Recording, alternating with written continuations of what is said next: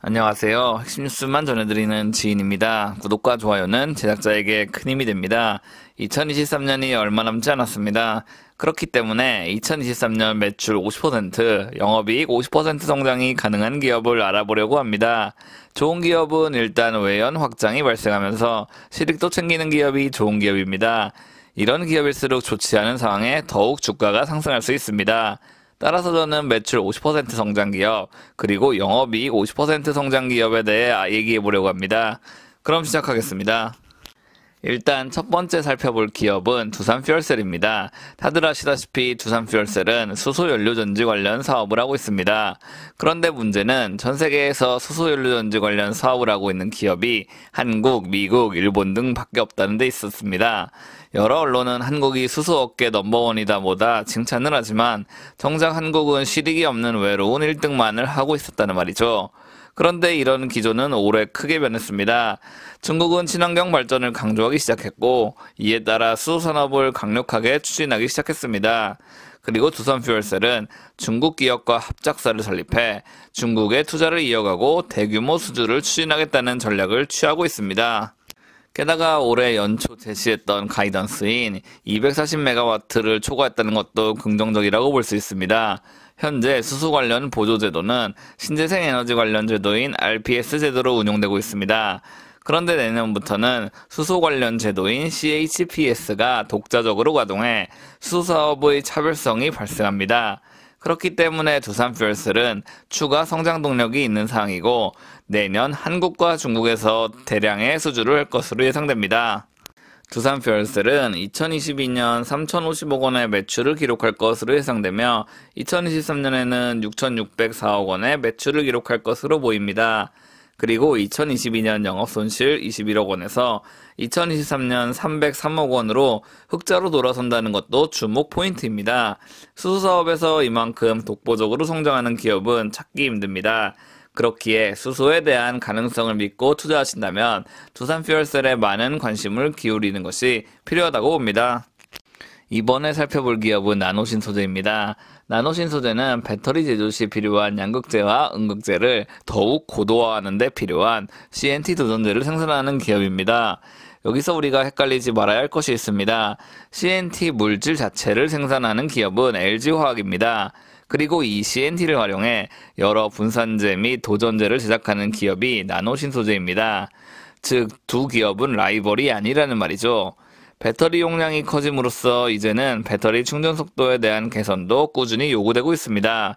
이 문제를 해결하기 위해서는 실리콘 음극재를 사용해야 하는데 이에 대한 기술력을 보조해주는 물질이 CNT 도전제라고 볼 수 있습니다. 현재 전 세계에서 모든 CNT 분산 기술을 보유하고 있는 기업은 나노신소재뿐입니다. 그렇기 때문에 장기적으로 나노신소재에 대한 미래는 매우 밝다고 볼 수 있습니다. 리포트에 따르면 2022년 매출은 836억 원을 기록할 것으로 예상되며 2023년에는 1287억 원을 기록할 것으로 보입니다. 같은 기간 영업이익 역시 184억 원에서 280억 원으로 증가합니다. 외연 확장과 실익을 모두 챙긴다고 볼 수 있죠. 2023년 미국서 IRA 법안이 이행됩니다. 이런 상황 속에서 기술력 및 여러 대기업과 협력하고 있는 나노신소재에 우리는 많은 관심을 기울여야 합니다. 어느 정도 규모가 있으며 고객사도 확보하고 있는 나노신소재가 2023년 성장하지 않는 게 더 어려운 상황이기 때문입니다. 이번에는 조선 기자재 업체인 태광에 대해 알아보겠습니다. 보다 명확히 이 기업에 대해 말해보자면 파이프 관련 제품 및 피팅에 대한 업무까지 담당하고 있는 기업입니다. 즉 조선뿐 아니라 각종 플랜트 등 파이프가 필요한 곳이면 어디든지 진출할 수 있는 기업이라는 말이죠. 일단 현재 한국조선업이 엄청난 수주 잔고를 기록하고 있다는 사실은 모두 아시고 있을 겁니다. 해당 선박들은 매달 건조가 진행되는데 이에 대한 건조가 진행될 때 파이프류 관련 공급이 발생하게 되고 대부분의 물량은 태광과 성광밴드가 책임지게 됩니다. 제가 지금 말씀드린 것은 기존의 역량이고 지금은 LNG 플랜트에 대한 파이프류 공급이 더욱 부각받고 있습니다. 현 시점에서 완전한 친환경 에너지를 개발하기란 쉽지 않습니다. 그렇기 때문에 과도기적 친환경 연료인 천연가스를 더욱 소비해야 합니다.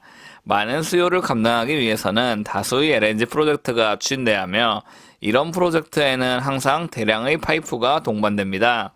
그렇기에 이 리포트는 유럽, 북미, 중동 등에서 다량의 파이프 수요가 증가할 것으로 전망하고 있고 이에 대한 수혜는 태광에 집중될 것으로 예상하고 있습니다. 리포트에 따르면 태광은 올해 2,483억 원의 매출을 기록할 것으로 예상되며 2023년에는 3,136억 원을 기록할 것으로 예상됩니다. 영업이익 역시 445억 원에서 648억 원으로 대폭 상승합니다. 파이프 사업은 전통적인 기자재 산업입니다. 이런 사업에서 매출이 이렇게 크게 확장된다는 것은 2023년에 정말 호재가 찾아오는 것이라고 볼 수 있고 그렇기 때문에 우리는 플랜트 및 조선업 현황에 꾸준히 귀를 기울여 봐야 합니다. 마지막으로 살펴볼 기업은 서진시스템입니다.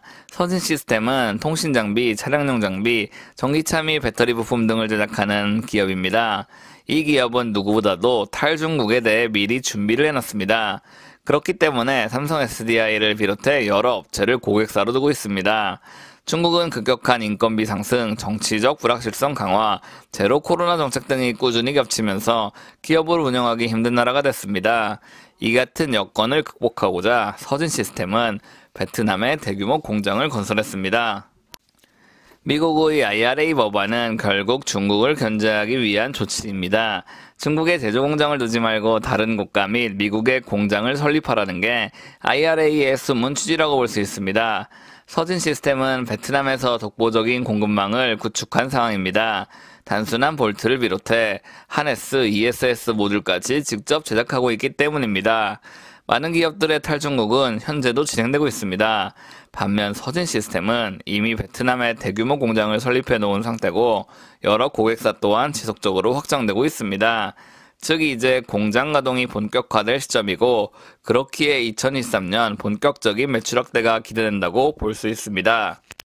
리포트에 따르면 서진시스템은 2022년 8,550억 원, 2023년 1조 5,887억 원을 기록할 것으로 전망됩니다. 같은 기간 영업이익 역시 387억 원에서 1,177억 원으로 대폭 상승합니다. 기업이 매출 1조 원을 돌파한다는 것은 정말 엄청난 사건입니다. 하물며 영업이익도 광폭 성장한다는 것은 수많은 고객사를 두고 있는 글로벌 기업이 된다는 말과 같습니다. 그렇기에 2023년 진정한 글로벌 기업으로 거듭나는 서진시스템에 우리는 주목할 필요가 있습니다. 오늘은 2023년 매출 50%, 영업이익 50% 성장이 기대되는 기업에 대해 알아봤습니다. 기업이 성장하기 위해서는 첫 번째로 외연 확장이 일어나야 합니다. 매출이 성장하지 않는 기업은 결국 정체되어 있는 기업이고 세계적인 기업으로 도약할 수 없습니다. 그렇기에 일단 덩치를 키우고 보자는 전략에 대해 비판하기에는 쉽지 않습니다. 그리고 동시에 실익도 챙기고 있는 기업이면 더더욱 좋다고 할 수 있습니다. 제가 준비한 소식은 여기까지입니다. 지금까지 핵심 뉴스만 전해드리는 지인이었습니다. 감사합니다.